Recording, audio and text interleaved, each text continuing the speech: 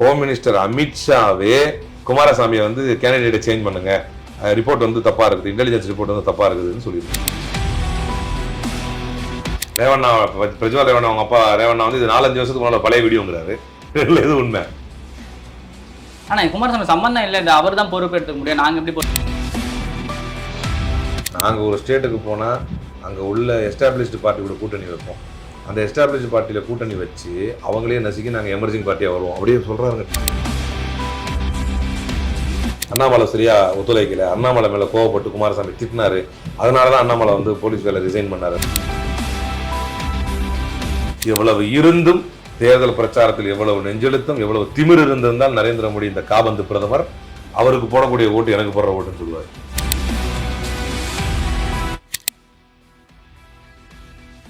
போத்தீஸ் ஸ்வர்ணமகாலின் அக்ஷய திருதியை சிறப்பு விற்பனை. ஐஸ்வர்யம் பொங்கும் எங்கள் பொன்னகைகளை சவரனுக்கு ரூபாய் 1500 தள்ளுபடியில் வாங்கி கொண்டாடுங்கள். போத்தீஸ் ஸ்வர்ணமகால், இது பரிபூர்ணத்தின் அடையாளம். இன்று நம்மோடு இணைந்திருக்கும் அரசியல் பிரபலம் ஹலீம் அல் புகாரி அவர்கள். வணக்கம் சார். சார், தொடர்ச்சியாக பாஜக மேலே பாலியல் குற்றச்சாட்டுகள் வளர்ந்துக்கிட்டே வருது. மணிப்பூர் விஷயமாகட்டும் சரி, அந்த பிரிஜ்பூஷன் விஷயமாகட்டும் சரி, இப்போ பிரஜால் ரேவண்ணா இவரோட விஷயமாகட்டும் சரி, ஆனால் தொடர்ச்சியாக இந்த மாதிரி விஷயங்கள் நடக்கிறது ஜனங்க மத்தியில் போய் பக்காவாக சேருதா அப்படின்றதான். காங்கிரஸ் மட்டும் தான் போராடிட்டு இருக்கு, ஜனங்க பெருசாக பேசலன்ற மாதிரி விஷயங்கள்லாம் நம்ம பார்க்க வேண்டியதாக இருக்குல்ல, அதை எப்படி பார்க்குறோம்? காங்கிரஸ் போராடவே பிரஜ்வல் ரேவண்ணா மேட்டர் நீங்கள் எடுத்தீங்கன்னா இல்லை, இப்போ பேசிட்டு இருக்காங்களே இவங்கெல்லாம் தொடர்ந்து. இல்லை, காங்கிரஸே கொண்டு வரல, அந்த பிரச்சனையை கொண்டு வந்தது இப்போ பொதுமக்கள் தான். பிரஜ்வல் ரேவண்ணா மேட்டர் நீங்கள் உதாரணத்துக்கு எடுத்துக்கிட்டா, ஏன் பிரிஜ்பூஷன் மேட்டர் கூட காங்கிரஸ் தலையிடவே இல்லையே. ரொம்ப அழுத்தத்துக்கு பிரியங்கா காந்தி போய் பார்த்துருந்தாங்க. ரொம்ப அழுத்தத்துக்கு பின்னால் பிரியங்கா காந்தி போய் பார்த்தாங்க. ஒரு கட்சி தலையிட்டு ஒரு விஷயத்தை வந்து இஷ்யூ ஆக்கினா எப்படி இருக்குன்னு சொல்லவா? அரியலூர் மாணவி விவகாரத்தில் சம்பந்தமே இல்லாமல் அண்ணாமலை வந்து கண்டன ஆர்ப்பாட்டம் நடத்திட்டு போனார்ல, அப்புறம் அசிங்கப்பட்டார். ஸ்ரீமதி இல்லை, அரியலூர் மாணவி லாவண்யா விவகாரத்தில் மைனர் பொண்ணுடைய ஐடென்டிட்டிலாம் வெளியிட்டு அது வந்து it is actually violation of juvenile justice act and POCSO act. அவள் வந்து ரிவீலிங் தி ஐடென்டிட்டி ஆஃப் மைனர்லாம் பண்ணார். நான் தொடர்ந்து பதிவு வச்சுக்கிட்டே வரேன் எல்லா இடத்துலையுமே. Even I have written representations to NCPCR representation அனுப்பியிருக்கேன். Action should be taken against him அப்படின்னு. அதை வச்சு போராட்டம், உண்ணாவிரத போராட்டம், பட்டாணி தின்ட்டு உண்ணாவிரத போராட்டம் நடத்தினாங்க பாருங்கள். சார், இதில் இது மாதிரி தான் ஒரு அரசியல் கட்சி வந்து சம்மந்தமில்லாத ஒரு மேட்டர் கையில் எடுக்கும். எந்த நல்ல மேட்டருமே காங்கிரஸ் வந்து எடுத்து அதை பொலிட்டிசைஸ் பண்ணதே கிடையாது. Because it is not in our blood. நாங்கள் வந்து நேருவியன் பிரின்சிபல்ஸோடு வாழ்கிறவங்க. தலைவர் ராகுல் காந்தி இடத்துல மார்பி பிரிட்ஜ் அருந்து விழுந்தபோது தலைவர் ராகுல் காந்தி வந்து பாரத் ஜோடோ யாத்திரையில் இருந்தார். அப்போ கூட அவர்கிட்ட கேட்டாங்க, நீங்கள் என்ன கருத்து சொல்கிறீங்க அப்படின்னா, இறந்தவர்கள் மீது இறந்தவருடைய குடும்பத்தினருக்கு என்னுடைய அனுதாபங்கள், but I don't want to politicise this matter அப்படின்னு சொன்னார். ஒரு நியாயமாக ஒரு பொலிட்டிஷன் அதை எடுத்து பொலிட்டிசைஸ் பண்ணியிருக்கணும். கருத்து சொன்னார், இடித்துரைத்தார், விமர்சித்தார். ஆனால் அதை பொலிட்டிசைஸ் பண்ணுறேன்னு வரம்பு மீறி போகலை. இது எங்களுடைய பிரின்சிபல்லே இருக்கும்போது நீங்கள் கேட்ட கேள்வியை நான் வந்து முற்றிலுமாக மறுக்கிறேன், தவறுன்னு சொல்கிறேன். எப்போவுமே பொதுமக்கள் தான் இது வரைக்கும் பேசியிருக்கிறாங்க. let the government, let the law or let the public take its own due course அப்படின்னு தான் நாங்கள் எப்பவுமே நினச்சிருக்கோம். அதுக்கு என்ன அதுக்கு உண்டான பின்விளைவுகளோ அதை அரசோ சட்டமோ பொதுமக்களோ எடுக்கட்டும். நாம அதில் தலையிட்டு ஒரு அரசியலை செய்து செயற்கையான ஒரு அரசியலை, இங்கே உதாரணத்துக்கு இங்கே அண்ணாமலை பண்ணுற மாதிரி நடக்காத ஒரு மேனிஃபெஸ்டோவில் இல்லாத மேட்டருக்கு மோடி வந்து உங்கள் சொத்தை பிடிங்க இந்த முஸ்லீம்கிட்ட கொடுத்துருவாங்க என்று சொல்வது மாதிரி பல உதாரணங்களை சொல்லலாம். நடக்காத பிரச்சனைகளை வந்து நடந்த மாதிரி காட்டி புல்கர் சாமியார்கள் முஸ்லீம்கள் அடிச்சு கொண்டுட்டாங்கன்னு சொல்லி தேவேந்திர ஃபட்னாவிஸ் வந்து பொய்யான வீடியோ போட்ட மாதிரி, சராசரியாக காதலுக்கு நடக்கக்கூடிய கொலைகளை அஃப்தாப் புனாவாலா வந்து கொண்டுட்டான், ஸ்ரத்தா வாக்கரை கொண்டுட்டான், இது லவ் ஜிஹாது அப்படின்னு சொல்லி பரப்பி விட்ட மாதிரி இப்படி நடக்காத விஷயத்தை அவர்கள் பரப்புவார்கள். நடந்த விஷயத்தை கூட நாம் அரசியலாக்குவதில்லை. நான் எங்களை பொறுத்தவரை ஆட்சியில் இருந்த போதும் மரியாதைக்குரிய உலகின் தலை சிறந்த பொருளாதார வல்லுநர், இந்தியாவின் மிகச்சிறந்த பிரதமர்கள் ஒருவராக இருந்த மரியாதைக்குரிய மன்மோகன் சிங் அவர்கள் நிர்பயா கற்பழிப்பு கொலையின் போது கூட அது பொறுப்பேற்றார். டெல்லியில் நடக்கக்கூடிய மக்களுடைய உணர்வுகளை மதிக்கிறேன் என்று வெளிப்படையாக வந்து பேசினார். இதுதான் எங்களுடைய பாலிசி. ஆட்சியில் இருக்கும்போதும் சரி, ஆட்சியில் இல்லாத போதும் சரி, நடக்கின்ற ஒரு விஷயத்தையும் பொலிட்டிசைஸ் பண்ணதில்லை. அதில் வந்து நியாயத்தை புரிஞ்சு அதுக்கான நீதியை கொடுத்துருக்குறோம். ஆனால் இவர்கள் உதாரணம் இந்த 10 ஆண்டுகளில் தான் கவனத்தை பெற்றார்கள். இந்த கடந்த 10 ஆண்டுகளிலும் கூட இவர்கள் மீது எதையுமே காங்கிரஸாக முன் வந்து, நீங்கள் உண்மையிலே இன்னும் ஆப்டா உங்களுக்கு பதில் சொல்றதா இருந்தா, இதை பொலிட்டிசைஸ் பண்றதா இருந்தா, அமித்ஷா சொல்ற மாதிரி நீங்க ஆக்ஷன் எடுக்கலன்னு கர்நாடகா கவர்மெண்ட் பத்தி மென்டல் மாதிரி கேள்வி கேட்கறது நியாயம்னு சொன்னா, இதை பொலிட்டிசைஸ் பண்ணக்கூடிய இடத்துல இருக்கக்கூடிய காங்கிரஸ் அரசாங்கம், ஸ்டேட்ல கர்நாடகாவில் ஆண்டு கொண்டு இருக்கக்கூடிய காங்கிரஸ் அரசாங்கம் இது எப்ப பேசியிருப்பாங்க நியாயமா? அந்த ஃபர்ஸ்ட் பேஸ் எலெக்ஷன் நடக்கிறப்போ அப்ப பேசியிருக்கணும். அப்ப பேசியிருந்தா அப்போ தெரியாதுன்னு நினைக்காதீங்க. எனக்கே தெரியும் இந்த மாதிரி விஷயம் ஓடிட்டு இருக்குன்னு, எனக்குலாம் முன்கூட்டியே தெரியும். ஆனா ஆதாரமோ டிஃபெக்டோ கம்ப்ளைண்ட்டோ கிடையாது. இதுக்கு வெறும் சிதறி கிடக்குது, வீடியோஸ் வெளியாகுது, பரவுது. அப்போ அவர் போய் ஒரு கேக் ஆர்டர் வாங்குறாரு, இது வெளியிடக்கூடாது, இது மாஃப் அண்ட் டாக்டர் வீடியோஸ், இதெல்லாம் எதுவுமே வாங்கக்கூடாது. இந்த ஆங்கிளில் தான் போய்கிட்டு இருக்கு. இப்போ தான் கம்ப்ளைண்ட்னு சொல்லி வராங்க. ஏன் நீ இப்போ வந்து ஒரு யூனிவர்சிட்டியில் காங்கிரஸ் மேனிஃபெஸ்டோக்கு எதிராக போராடுறோன்னு ஒரு மாணவர்கள்லாம் எக்ஸ்போஸ் ஆகிட்டு இருக்காங்களே நேற்று. அந்த மாதிரி நாங்கள் யாரையும் போட்டு நீங்களா வாங்க, நீங்களா பண்ணுங்க, இப்படி கேளுங்க அப்படின்னு நாங்கள் யாராவது செட் பண்ணுறோமா? அந்த மாணவர்கள்ட்ட போய் கேள்வி கேட்டார் பார்த்தீங்களா? இல்லை ஆஜித்துக்கு பேட்டியாளர் இப்போ ரிப்போர்ட்டர் போய் கேட்டார்ல, என்னம்மா இது அது என்ன நல்ல ஒரு இது இருந்துச்சு, அது என்னமோ டாக்ஸுக்கு வந்து அவன் வந்து வேற ஏதாவது சொல்லிட்டு இருக்கிறான். அவனுக்கு இல்ல இன்ஹெரிட்டன்ஸ் டாக்ஸ். அந்த பையன் வந்து ஒரு வார்த்தை மாத்தி சொன்னா அது இப்போ ட்ரெண்ட் ஆயிருச்சு. ஒரு வார்த்தையை மாத்தி அவன் பாட்டுக்கு ஏதோ வளரிட்டு இருக்கிறான். ஒரு பொண்ணை கேட்டா அந்த பொண்ணு முடிய சரி பண்ணிட்டே இருக்கிறத வேற சப்ஜெக்ட் சொல்ல மாட்டேங்குது. ஆக்சுவலி இது வந்து இந்த இப்போ ரீசெண்டா பெங்களூர்ல வந்து இவங்க எடுத்தாங்க, இந்தியா டுடே ஒரு சர்வே எடுத்தாங்க. அப்போ டெமோக்ரஸிக்காக தான் ஓட்டு போடணும் அப்படின்னு சொல்லிட்டாங்க, இருக்க பசங்களாம் சொல்லியிருந்தாங்க. இதுக்கு ஆப்போசிட்டா வீடியோ போடுற மாதிரி தானே இருக்கு அந்த ஒரு விஷயம். இல்லை, இவங்க நிறைய போடுவாங்க. உதாரணத்துக்கு நீங்கள் வந்து தர்சின் போனவாலா வந்து ஒரு வீடியோவை போட்டு அதில் வந்து ரஜிதீப் சர்தேசாய் வந்து பேட்டி எடுக்கிற எல்லா இடத்துலையுமே வந்து மோடிக்கு தான் தருவோம் மக்கள் சொன்ன மாதிரி அது அவரே ட்வீட் போட்டார். எப்போ பாதிக்கு மேலே வந்து மோடிக்கு அகைன்ஸ்டாக கூட சொன்னாங்கப்பா, அதை நீ போடவே இல்லையேன்னு அவர் ஃபேஸ்புக்கில் போட்டு, அவருடைய ட்விட்டரில் அவர் போட்டு, அதுக்கு பூனாவாலா வந்து ரிப்ளை கொடுத்து எனக்கு ஆதரவானதை தான் நான் போடுவேன் அப்படின்னு அவன் வெக்கம் கட்டணமா அவன் ஒத்துக்கிட்டு. இப்படி இது எதுக்கு சொல்கிறேன் அப்படின்னா, நடக்கின்ற எந்த சம்பவத்தையும் சம்பவமாக பார்த்து, நடக்கின்ற எந்த குற்றத்தையும் வெறும் குற்றமாக பார்த்து, அந்த குற்றத்தின் பின்னணிக்கு கட்சியையோ ஜாதியையோ மதத்தையோ பெயிண்ட் பண்ணாத ஒரு கட்சி இந்தியாவில் இருக்கிறது என்று சொன்னால் அது காங்கிரஸ். ஸோ நீங்கள் ஃபர்ஸ்ட் கொஸ்டினுக்கே வந்துட்டாங்க, காங்கிரஸ் தான் இதை பேசுது. பொதுமக்கள் காங்கிரஸ் என்னைக்குமே பேசினதில்லை. காங்கிரஸ் எந்த போராட்டம், ஏன் 700 விவசாயிகள் சேர்த்த விவசாய போராட்டத்தை கூட காங்கிரஸ் அரசியல் செய்யவில்லையே. 700 விவசாயிகள் சேர்த்த அரசியல் போராட்டத்தை கூட காங்கிரஸ் அரசியல் பண்ணலை. விவசாயிகளாகவே தான் போராடினாங்க இல்லையா. ரெஸ்ட்லெஸ் ப்ராட்டஸ்ட் அப்போ கூட எங்கள் மெடல்லாம் கொண்டு போய் நாங்கள் கங்கை நதியில் எரிய போகிறேன் அப்படின்னு சொல்லும்போது நியாயமாக போய் ராகுல் காந்தி பறிச்சிருந்தாருன்னா he would have gain momentum.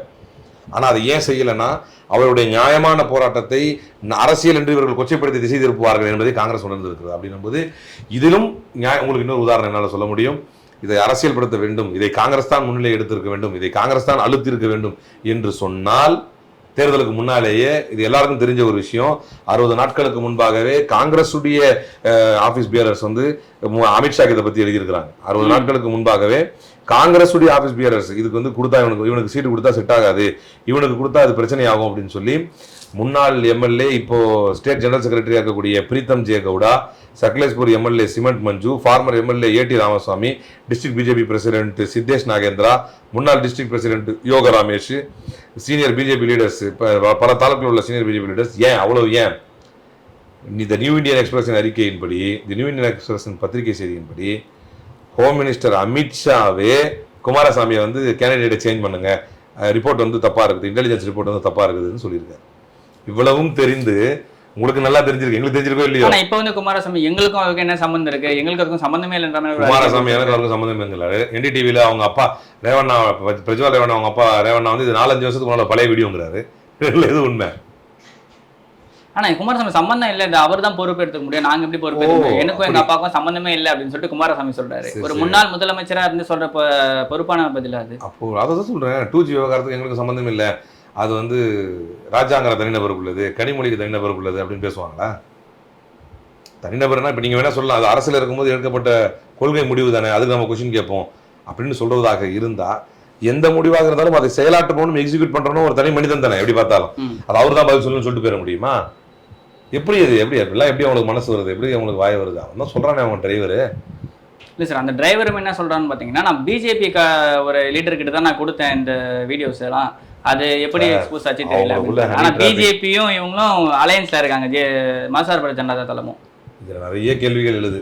பாஜகவை பொறுத்த வரைக்கும் அவங்க இங்கே தமிழ்நாட்டிலே ஒருத்தர் பாஜகவில் KT ராகவன் இல்லை மீடியாவில் பேசிட்டு இருக்கோம், அது அடுத்து வர அந்த பாயிண்ட் வரும். மீடியாவில் பேசும்போது சொல்கிறார், நாங்கள் ஒரு ஸ்டேட்டுக்கு போனால் அங்கே உள்ள எஸ்டாப்ளிஷ்டு பார்ட்டி கூட கூட்டணி வைப்போம், அந்த எஸ்டாப்ளிஷ்டு பார்ட்டியில் கூட்டணி வச்சு அவங்களே நசுக்கி நாங்கள் எமர்ஜிங் பார்ட்டியாக வருவோம் அப்படியே சொல்கிறாங்க. டிவி கேட்டுட்டு இருக்கிறேன், அடப்பாவிகளானு.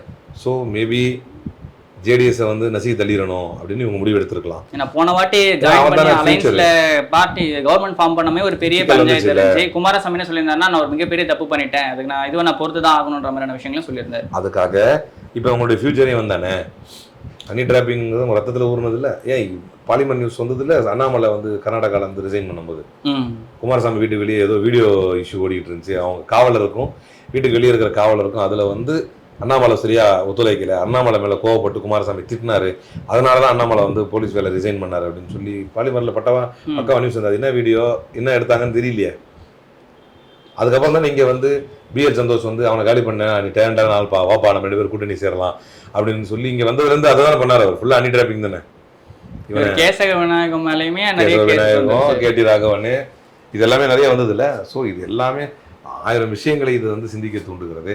1000 பிரச்சனைகளுக்கு எது எப்படியோ மக்களுக்கு நல்லாட்சி தரணும், மக்களுக்கு ஒரு உருப்படியான கவர்மெண்ட்டை தரணுங்கிற எண்ணம் உங்களுக்கு இல்லை. இதில் இவங்க மட்டுமே விதிவிலக்கு இல்லை. நியாயமாக பிரஜ்வல் ரேவண்ணா பயன்படுத்தி இருப்பது ஹீஸ் அன் எம்பி. அப்போ மெம்பர் ஆஃப் பார்லிமெண்ட்டுக்கு டிப்ளமேட்டிக் பாஸ்போர்ட் இருக்கும். டிப்ளமேட் பாஸ்போர்ட் இருந்தாலே இங்கே இருக்கிற எம்பசி அங்கே இருக்கிற எம்பசியை இன்டிமேட் பண்ணுவாங்க. உங்களுக்கு தெரியாமல், சென்ட்ரல் கவர்மெண்ட்டுக்கு தெரியாமல் தப்பித்து போயிருப்பதற்கு அறுதியிட்டு உறுதியாக வாய்ப்பே கிடையாது. Without the knowledge of central government he wouldn't have escape, he wouldn't have elope. அவர் வந்து ஜபிச்சு போக வாய்ப்பே கிடையாது. அப்போ இது யார் பொறுப்பு இருக்கணும்? கொஞ்சம் கூட வெட்கமே இல்லாமல் அமித்ஷா காங்கிரஸ் கவர்மெண்ட்டே ஆக்ஷன் எடுக்கலன்னு கேட்குறாரு. அவரை திருப்பி கொண்டு வருவதற்கான அதிகாரம் யார்கிட்ட தான் இருக்குது? உள்துறை அமைச்சர் அலர்ட் பண்ணி தான் கொண்டு வர வேண்டியது இருக்குது. அப்போ எப்படி என்னதான் பண்ண போறீங்க? முன்கூட்டியே தெரியும்னு பிஜேபி காரங்க சொல்றாங்க. இவங்க லெட்டரே எழுதுறாங்க இவங்களுக்கு தர வேணான்னு. அமித்ஷாக்கும் தெரிஞ்சிருக்கு முன்கூட்டி. இவ்வளவும் தெரிந்து இதெல்லாம் தேர்தலுக்கு முன்னால நடக்குது. அமித்ஷா கூப்பிட்டு தேவகவுடாவை சொல்றாரு, சீனியர் பிஜேபி லீடர்ஸ் வந்து வேணான்னு சொல்றாங்க. இவ்வளவும் எப்ப நடக்குது? தேர்தலுக்கு முன்னாலே நடக்குது. இவ்வளவு இருந்தும் தேர்தல் பிரச்சாரத்தில் எவ்வளவு நெஞ்செழுத்தம், எவ்வளவு திமிர் இருந்திருந்தால் நரேந்திர மோடி இந்த காபந்து பிரதமர் அவருக்கு போடக்கூடிய ஓட்டு எனக்கு போடுற ஓட்டுன்னு சொல்லுவார். பிரஜ்வால் பண்ண தப்பு எல்லாத்துக்கும் மோடி தான் பொறுப்புன்ற மாதிரி தான் நான் இல்லைங்க. அப்படி நான் அவ்வளோ மோசமாக பேசுறதுக்கு பிஜேபி காரன் இல்லை. அவன் பண்ண தப்பெல்லாம் தெரிஞ்சிருந்து அவனுக்கு போடுற ஓட்டு என்ன பலப்படுத்த எப்படி சொன்னீங்க? ரீசெண்டாக வந்து பார்த்தீங்கன்னா மணிப்பூர் விஷயத்தில் சிபிஐ தாக்கல் பண்ண குற்றப்பத்திரிகைலாம் இருக்குன்னா அந்த போலீஸ்காரங்களே தான் வந்து அந்த 2 பெண்களை திருப்பி அந்த வன்முறையாளர்களை விட்டு போனாங்க. அவங்க வந்து உதவி கேட்டு வந்து போலீஸ் ஜீப்பில் ஏறி இருக்காங்க, ஆனால் வண்டி சாவி இல்லை அப்படின்ற மாதிரி சொல்லி திருப்பி அவங்ககிட்டே விட்டு போனாங்கன்ற மாதிரி விஷயம்லாம் இருக்குது.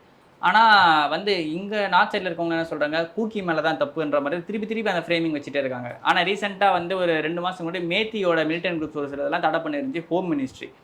அப்போது மேத்தியோட குரூப்ஸை தடை பண்ணிட்டு திருப்பி கூக்கி மேலே தப்புன்ற சொல்கிறதுக்கான காரணம் என்ன? இது வந்து ரொம்ப அழகாக சொல்லிடலாம் ஈஸியாக. குக்கி மேலேயும் தப்பு இல்லை, மேத்தி மேலேயும் தப்பு இல்லை.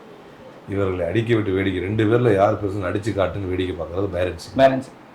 இதை நான் சொல்லவில்லை, அங்கே இருக்கக்கூடிய பாஜக எம்எல்ஏ ஹோக்கிப்பே சொல்கிறார். அங்கே இருக்கக்கூடிய அனைத்து கட்சியிலும் ஒருங்கிணைந்து ஒரு டெல்லியில் வந்து பிரதமரை சந்திப்பதற்கு வந்தார்கள். அப்போது அவர்கள் சொன்ன வார்த்தை என்ன தெரியுமா? Biren Singh is the architect behind the ethnic cleansing. He is the architect. அவங்க ஒரு ரேலி போனால் குக்கி வார் மெமோரியலை யாரோ கொளுத்தி விட்றாங்க. யாருங்க கொளுத்த முடியும்? யாருக்கு அந்த தைரியம் வரும்? ஏற்கனவே அவங்க ஹைகோர்ட் கொடுத்த இதில் வந்து அங்குஷா இருக்காங்க, ஆமாம், அக்ரிவிடாக இருக்கிறாங்க. என்னென்னா இப்படி தீர்ப்பு வந்துருச்சு, அவங்களுக்கு இது பண்ணுறாங்க. அது அந்த அவங்களுடைய அந்த வேதனை. பாஜகவினர் பெருசாக வைக்கிற வாதம்னா நாங்களா பண்ணோம், பிஜேபி கவர்மெண்ட்டாக பண்ணுச்சு, ஹைகோர்ட் தானே பண்ணுச்சு, அதுக்கு எப்படி நீங்கள் பிஜேபி அக்யூஸ் பண்ணுவீங்கன்றதை தான் வாதமாக வைக்கிறாங்க. கோர்ட்டு தீர்ப்பு தரலாம், அதன் மூலமாக எழக்கூடிய எதிர்வினைகள் அலைகள் இருக்குல்ல, அதை கண்ட்ரோல் பண்ணுறது யாருடைய பொறுப்பு? ஸ்டேட் கவர்மெண்டோட பொறுப்பு. இப்போ யார் இப்போ குக்கி வார் மாதிரி சொன்னால் யார் எரிச்சது? அது யார் எரிச்சா? நீங்கள் தானே எரிச்சிங்க. விளையாடாமல் சொல்லுங்கள் பார்ப்போம். அப்போ நீங்கள் தான் எரிச்சிங்க. அதை குழந்தை கூட தெரியும். இதெல்லாம் வந்து சத்யராஜ் படத்திலே பார்த்தாச்சு. இப்போ சமீபமாக தனி ஒருவனில் அரவிந்த் சாமி ஸ்டைல்லே பார்த்தாச்சு. Behind every organised crime, behind every sentimental crime there is an organised crime. அப்படி அந்த மாதிரி சென்டிமெண்டல் கிரைம் ஆர்கனைஸ் பண்ணுறது நீங்கள் தானே. இது இன்றைக்கி நேத்தா பண்ணுறீங்க. யஷ்வந்த் ஷிண்டே என்கின்ற ஒரு ஆர்எஸ்எஸ்ஸின் முன்னாள் ஊழியர் போய் மகாராஷ்டிராவில் உள்ள நாண்டேட் கோர்ட்டில் வந்து அஃபிடவிட் ஃபைல் பண்ணலை. 4000 இடத்துல குண்டு வைக்க இருந்தோம், ஏன் இங்கே வைக்கிறோன்னு கேட்டோம். தேர்தல் நேரத்தில் இதை வச்சா அது நமக்கு சாதகமாக அமையும், பொத்திக்கிட்டு குண்டு வைன்னு சொன்னாங்க. அதில் வெடிச்சு எங்காலே 3 பேர் செத்தாங்க. ஒரு முறை மிஸ்ஃபயர் ஆயிடுச்சு, எங்காலும் செத்து. என்ன சொல்லலை, இதெல்லாம் பார்த்துட்டு தான் சொல்கிறோம்.